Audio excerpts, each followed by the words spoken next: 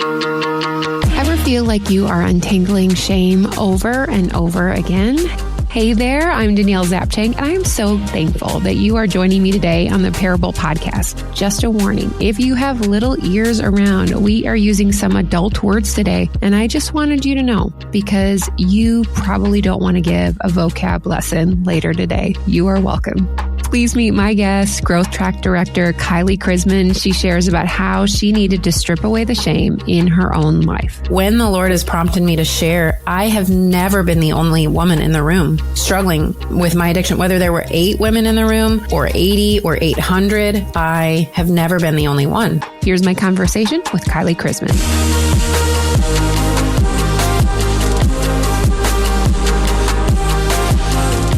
I am thrilled to introduce you to Kylie Chrismond. Kylie, we have been connected through mutual friends, so it is always a treat for me to get to know new people. That's secretly why I have a podcast. I love it. Thank you so much for joining me today. Absolutely. Thanks for having me.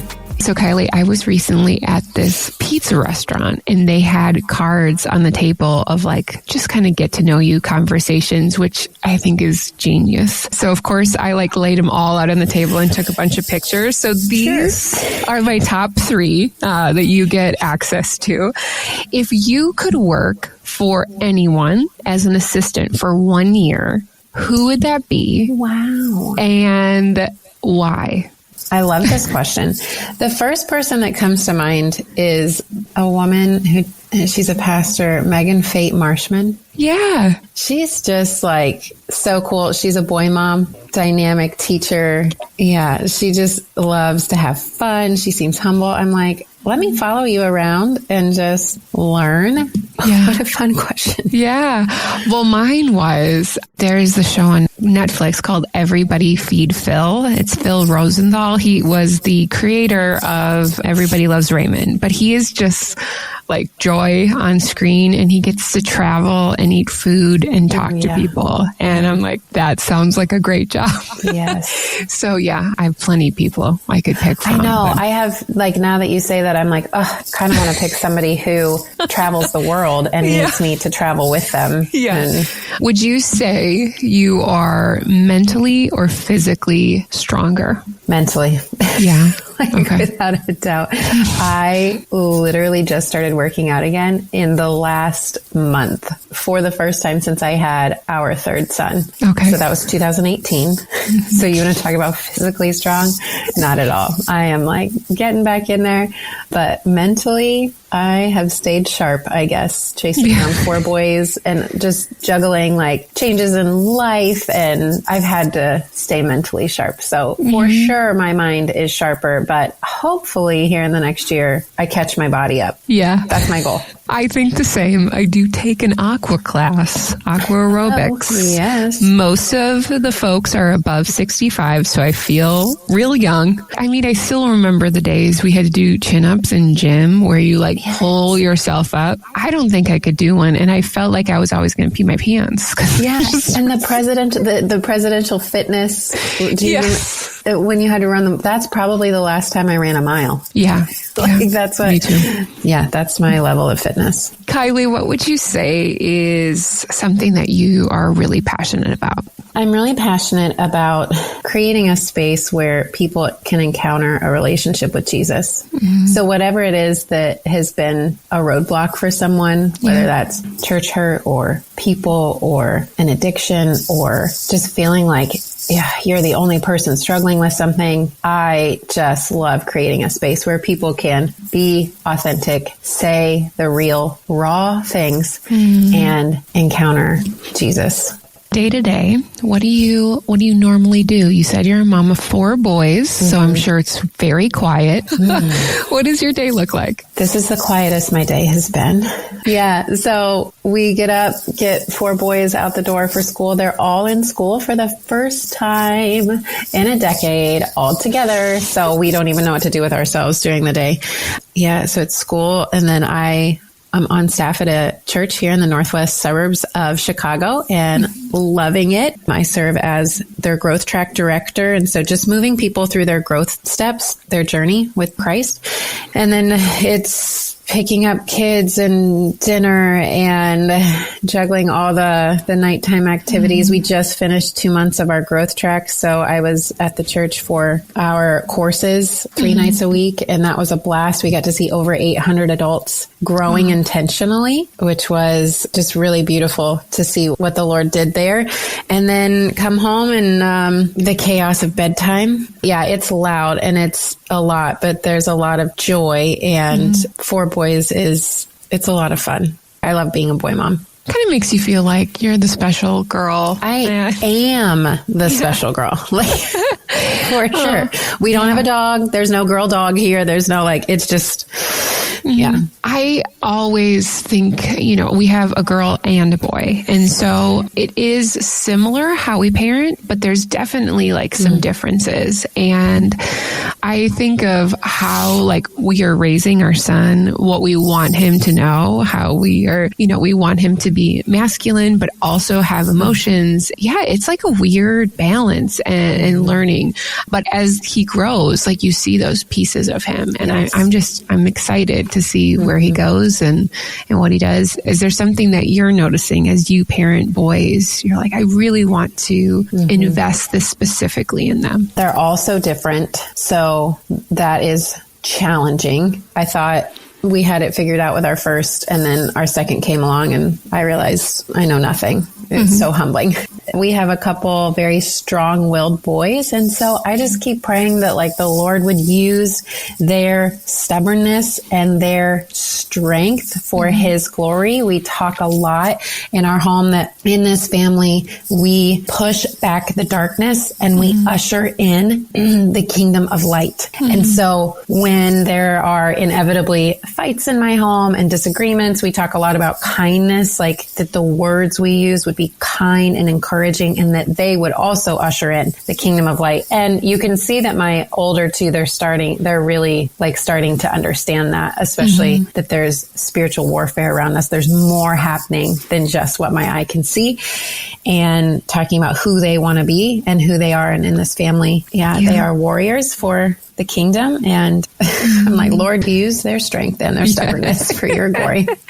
Absolutely. Well, Kylie, this podcast is about stories. I was just with a group of women the other day and just reminding them that their story matters.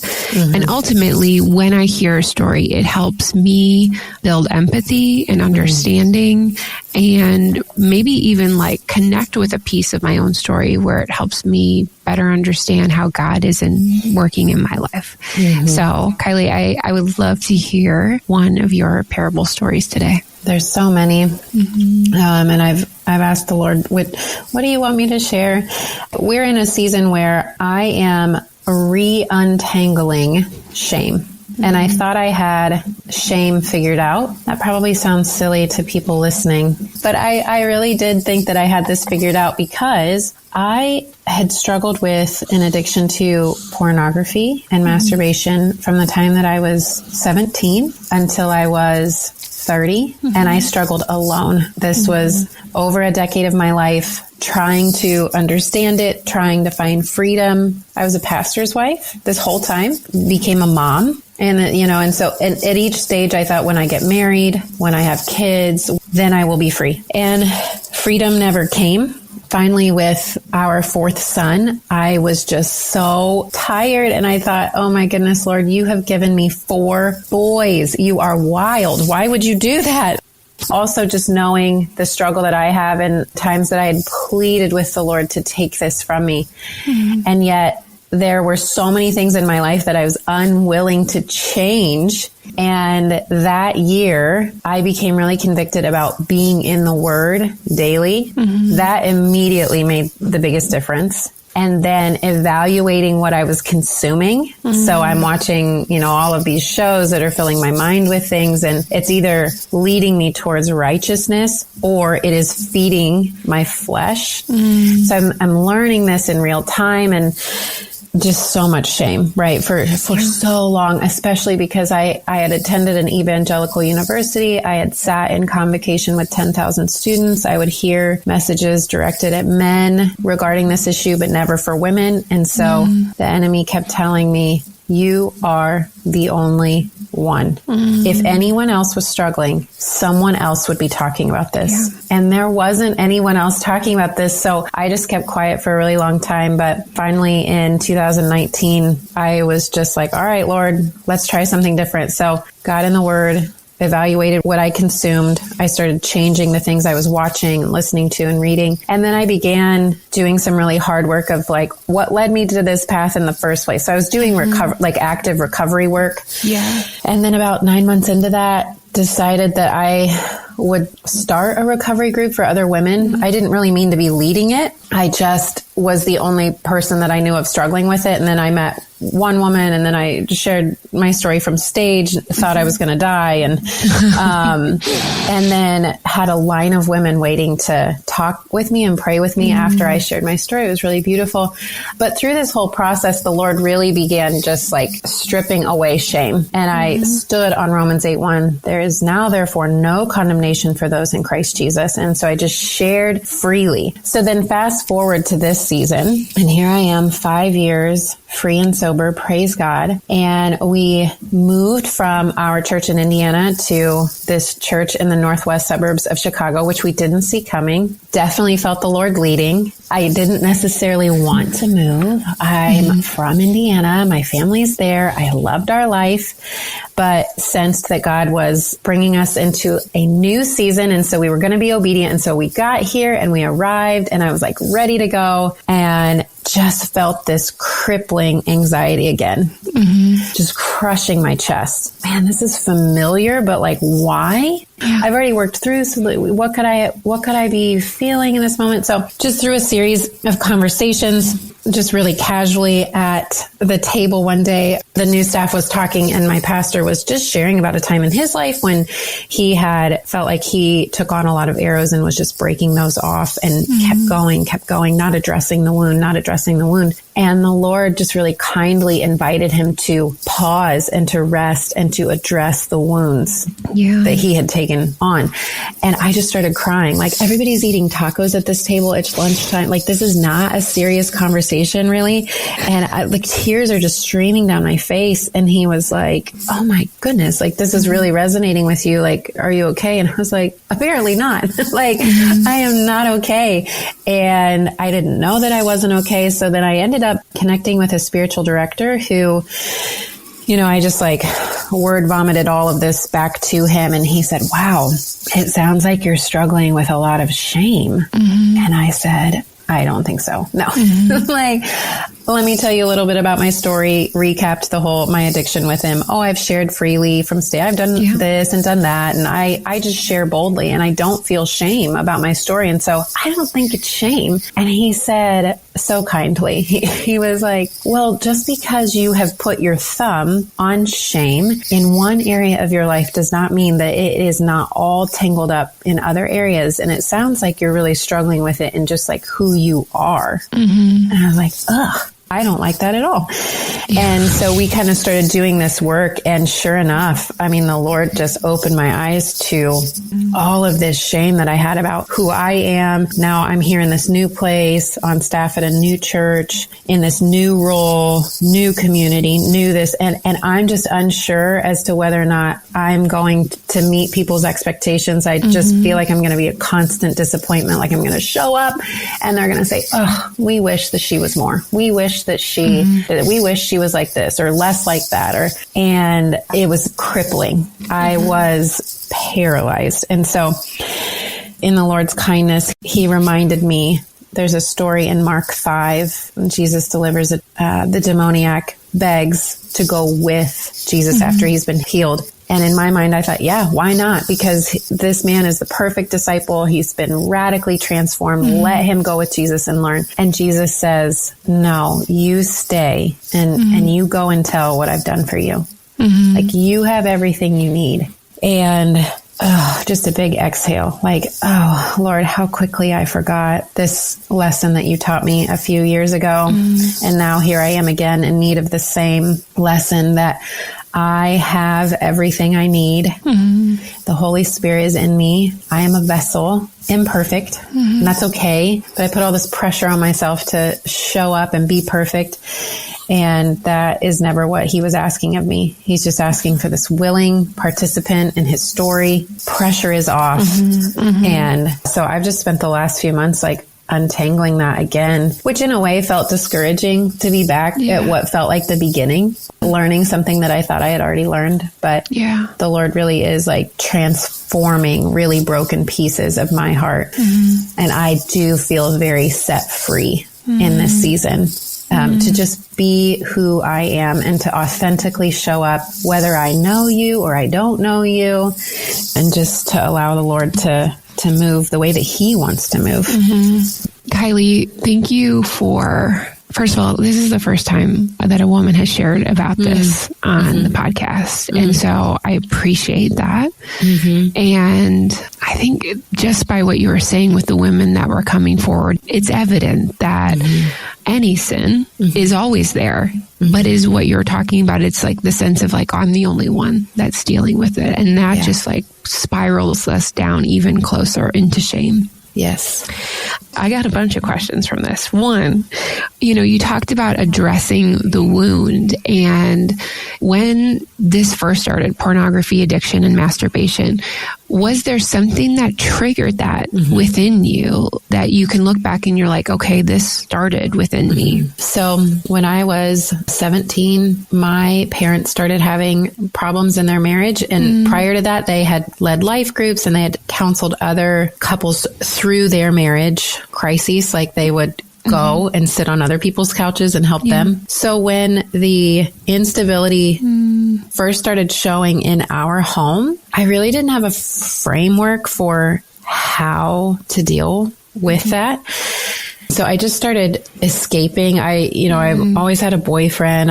So I would just throw myself at just trying to find love and affirmation and comfort anywhere else. I just didn't want to be home. And then that escalated because sin's appetite is never satiated.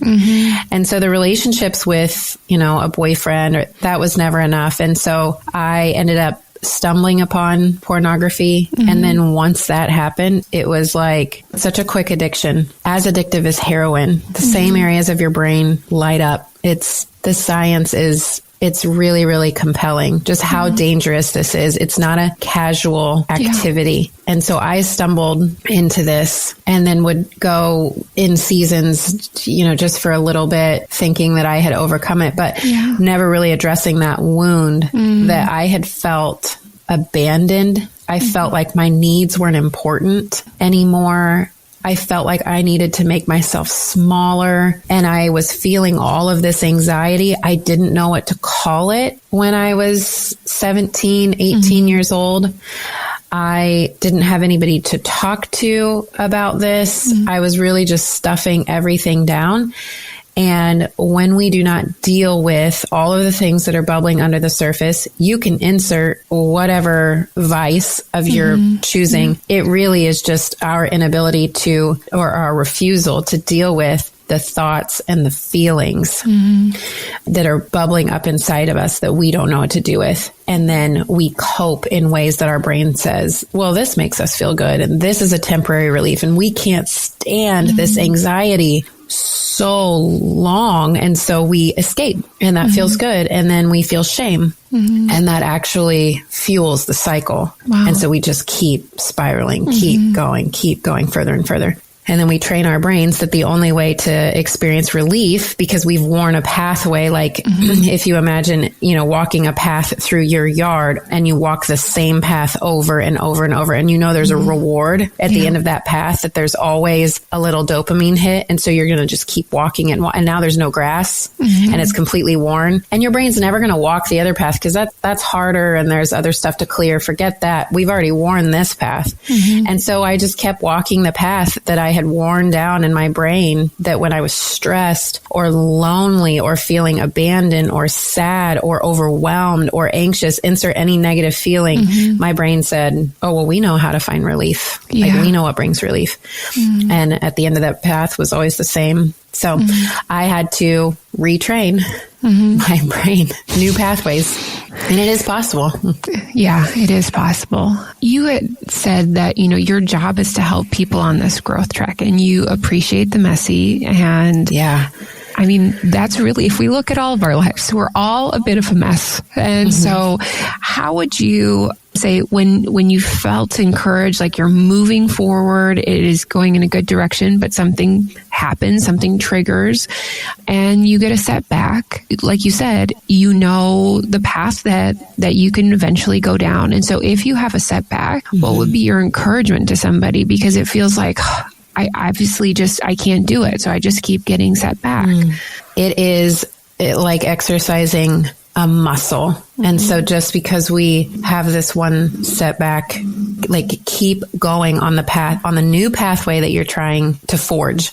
You can think of it as like 2 steps forward, 1 step back, but you're still moving forward. You can think of it like, oh, I'm climbing this mountain and I just slid a little bit backwards. Keep going. You are not all the way down at the bottom again. No, you have come so far. You've learned so much. Keep going. And I just found it really compelling to say, I desire to be this way. I don't desire to live this way anymore. And if that's true about my life, then I'm going to turn and I'm going to walk this other path. It also helps to have community. That's like a whole other, that's a whole thing. Yeah. Community was such a huge part of my recovery process. And I didn't even know how important it was. But for somebody who kind of stumbles backwards, I would just say, who do you want to be? And just keep going and bring community into it, because you need other people cheering you on. Yeah. I think the community aspect is like, it's the scariest part, because you had talked about, you're like, will I be unqualified? What will people think of me? And then again, it just like creates this instant cycle. I noticed a lot of what you shared. It's like, it's a lot of self-talk. And so I'd be interested to know, was all of that self-talk, was it built up so much in your mind that when you actually shared it, people were like, oh, okay. Was it received the same way you thought it would be received? Yes and no. Usually people say, wow, I've never heard another woman share that. Yeah. And then they go on to share whatever thing they're struggling with, whether it's drugs and smoking and alcohol, or, I mean, you insert the thing. So usually somebody would just go on to share their own story. So they're like, wow, that's really brave of you. I've never heard anybody share that, but let me share with you, so then they're going to go on. So it was never as scary. I'll tell you this, Danielle, I've never been rejected in a room. And I want to be careful to say, because I've encouraged people to like share their story, and I'm not saying that we just share it in every room and like, that we use discernment when we share it. But when the Lord has prompted me to share, I have never been the only woman in the room struggling with my addiction. Whether there were 8 women in the room or 80 or 800, I have never been the only one. Yeah, I'm just like, the Lord's bringing back to mind so many times where someone would come up to me so unexpectedly. Like I would just think, oh, I would never think her. Women in their 60s or 70s who have lost a spouse, who ended up down a path that they're like, oh, I was so confused. I've never heard anybody share about this. And they're thinking they're the only one. They're not. Okay. You had mentioned that there were certain shows, and I mean, it could be pretty much anything. I mean, you could go with books. I was reading a book the other day and I was like, okay, this is a little bit more than I thought this book would be. A little too spicy. Now, everyone's different. And so there was a podcast that I was listening to, and I want to embrace sexuality, but also at the same time, how do we protect ourselves? And so everyone's tolerance level, if you will, is different. I think that is also seasonal. And sometimes you just don't know. If you're like watching a show on Netflix, you're like, oh, was not expecting that. So how would you help someone kind of decide to evaluate what they're consuming? This is like one of my favorite things to talk about, but it also is like such a hot button. Like I can easily offend people probably, because you're so right, Danielle. It really is a discernment issue between you and the Lord. And so everybody's tolerance is going to be different. And yet I want to say there are some things that are just like obviously unrighteous. And I believe that you cannot justify how this honors God or how this is making you more Christ-like. I try to not be, I don't want to be really extreme, but I'll just use my example. So I always watched The Bachelor and The Bachelorette, like all the time. It was one of my go-tos. Like I would text my sisters. It was so fun. It's like, you know, kind of a community thing. You like watch it with other people and it was really fun. So that show and then like Grey's Anatomy, I mean, it was basically just like ABC, I guess, because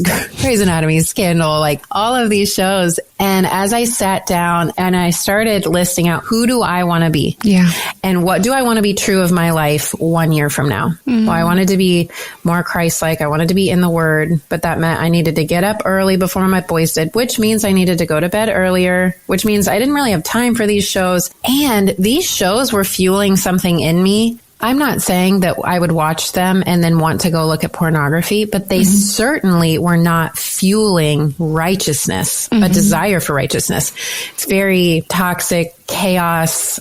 Okay, so as I set those shows aside, it became easier to be in the Word. It became easier to be self-disciplined.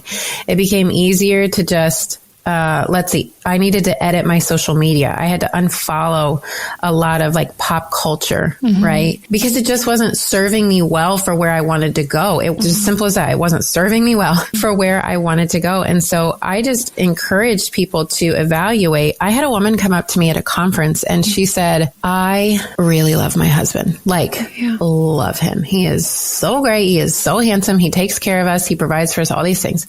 But I sometimes have dreams about other men who are not my husband and they are not righteous. And I said, when do those dreams happen? Or like, what, like, tell me more. And she's like, well, sometimes, usually they happen after I've never seen Yellowstone. I've never seen it. I don't know. It's a dark show. It's really, I have no idea. And so after she watches this show, she has dreams about other men. And I just encouraged her. I said, lean into that, lay that before the Lord, ask him if this is leading you to righteousness or if this is leading you towards a path of unrighteousness. It's just really as simple as that. It's not hard. Sometimes it is annoying. It was annoying for me to give up, you know, The Bachelor and Bachelorette and my text thread with my sisters. And they were so supportive. You know, I told them and they were like, oh, yeah, we totally understand. Like, that makes sense for your recovery journey. And it didn't mean that they needed to stop watching it. But for me, I needed to. There are shows that I feel like, oh, what are we doing watching it? Like Bridgerton.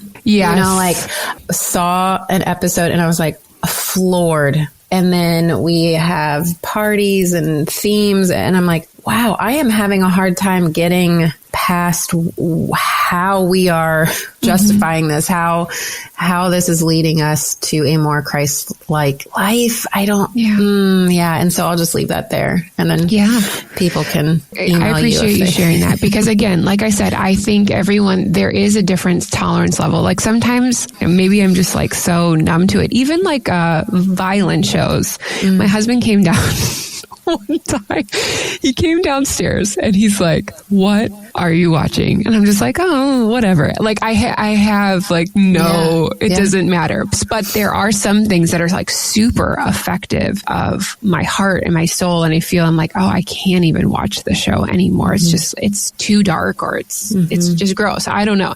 Yeah. I feel like that's a question where you have to ask that for yourself. It's a personal thought process between you and God. You have 4 boys and I just had to talk to my son the other day about what an orgasm was. Okay. And then he was like, I'm good, Mom. I'm good. I know. So how do you talk about, as they're growing up, like they're figuring out their bodies and like, so like talking about masturbation, I don't know how to start that conversation with him. So I'm still figuring this out and still trying to find really great resources. We started with like good pictures, bad pictures, which I had mixed feelings about anyway. But we read it and it was a great tool for conversation. It really gently introduced like, this is what pornography is. This is what it's called. And so we had this conversation. The conversation about pleasure and how God designed our bodies for pleasure is such a tricky one. I'll just be honest with you. I am not looking forward to this conversation with my boys. God made our bodies. He calls them good. Yeah. I don't want to teach my boys that the feelings that their feelings are bad. There's just an appropriate and an inappropriate time to experience this pleasure.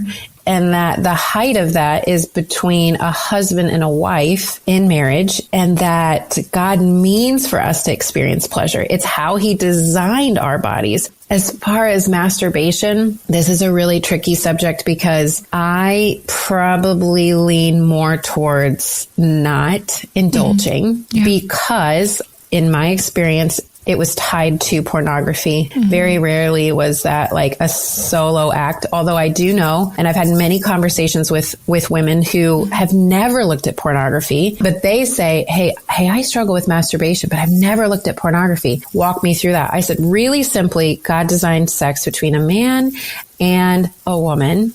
We do not see an instance of solo sex being blessed. And one of the pastors that I follow, Steve Arterburn, says that solo sex is selfish sex.